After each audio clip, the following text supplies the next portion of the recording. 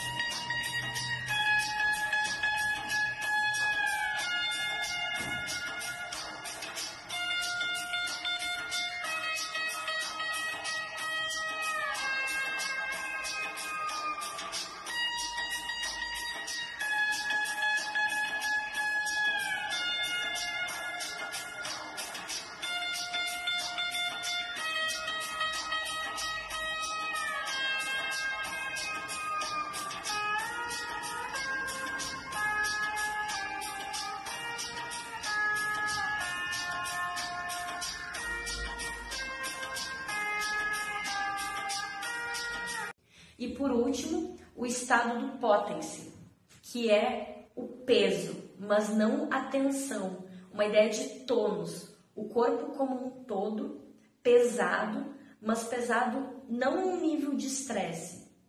É, por exemplo, quando a gente está fazendo alongamento, que a gente sente que o corpo inteiro ele está se movimentando, que tem um fluxo sanguíneo e energético que faz com que o corpo inteiro ele esteja ligado, mas eu não estou nervosa ou eu não estou estressada, eu não estou ofegante, eu não estou forçando, eu não estou me crispando, mas ao mesmo tempo o meu corpo ele está presente como se fosse um bloco de pedra inteiro, sentindo esse fluxo inteiro. Ele é muito importante para a organização corporal do ator, o se colocar em cena. Então, a gente não precisa conter a respiração. Pelo contrário, essa respiração, ela está acontecendo, mas ela está nos ajudando a nos deixar inteiro, duros. Se alguém viesse empurrar o ator em cena, ele está firme, ele está enraizado no chão. Então, essas são as 3 energias que a gente vai trabalhar nessa oficina a partir das ideias do Arthur Lessac. E também, agora eu quero mostrar para vocês a parte prática, para a gente entender melhor como essas energias adentram o nosso corpo, como a gente experiencia elas e como elas podem nos ajudar na criação de personagem, na ideia de presença cênica e até quando a gente está no meio dos jogos teatrais, jogos de improvisação, como a gente consegue trocar coisas novas com o nosso colega.